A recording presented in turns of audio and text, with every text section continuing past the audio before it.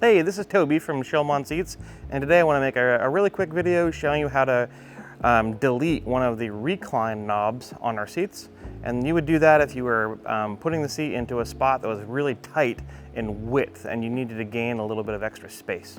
I just want to quickly go over the parts you'll need and some of the various tools that can make this job go really smooth. You're going to need the recline knob delete kit from us, and that's going to have two parts. One is a little star washer and a flat delete plate.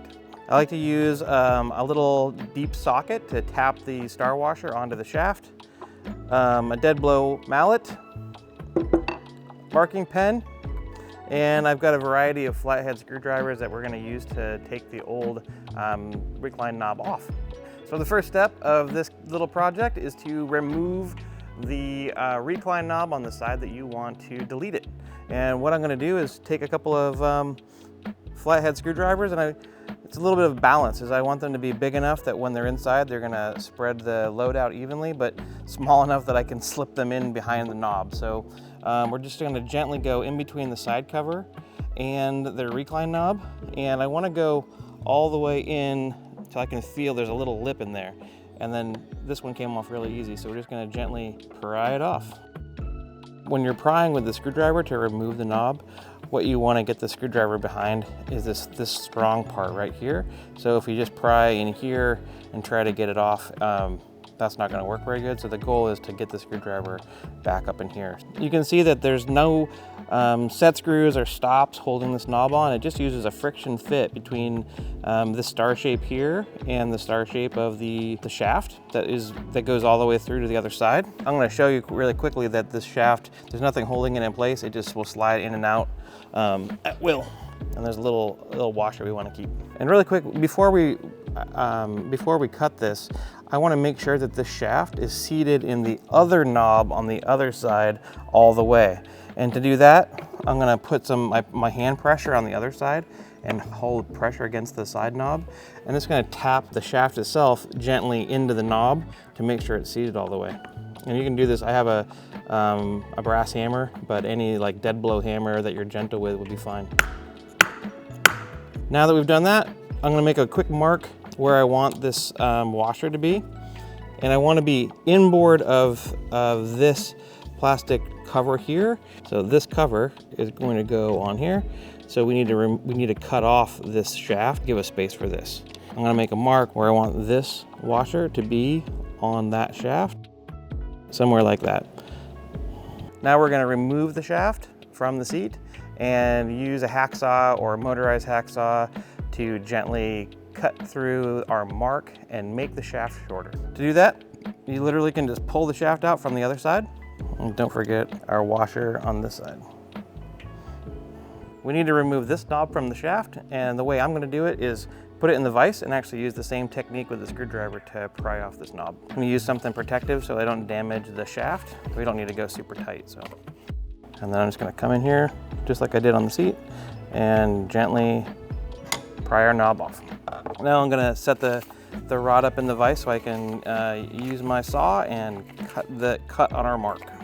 I have the shaft firmly in the vise, a little protective wrap around it so I don't damage it.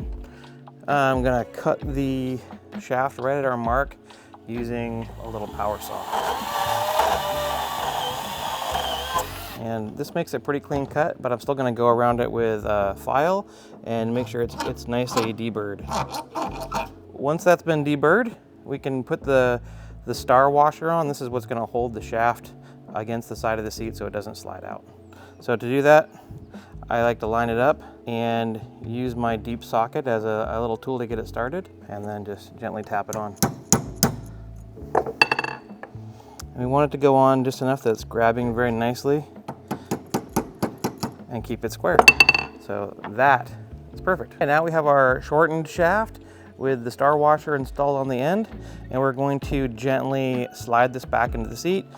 There's some female teeth that work on the recliner mechanism, and so the key here is just to gently put the shaft in without forcing it and let all the teeth line up. It should go in very nice. We've got our little spacer washer, and we're gonna just place this all the way through the seat, and then on the other side it goes through the same recliner mechanism. And that's all there is to it. Once you've done that, we're gonna go put the recliner knob on the other side and make sure it's seated properly before we put the trim plate on the end.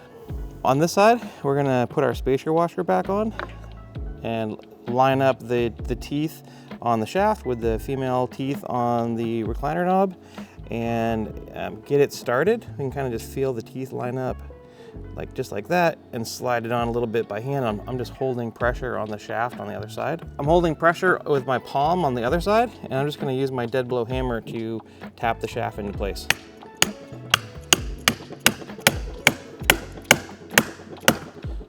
Perfect. And once that's done, we can put our trim cover on. Perfect, so there you go. That's all there is to it. Recliner knob deleted. So now that the recliner knob has been deleted, you can fit this seat up against something really close and gain that little extra inch. If you have any questions about this process, or if you have any questions about scheel-mann seats, just send us an email to info@scheel-mann.com or give us a call on the phone number on our website. We're always happy to help.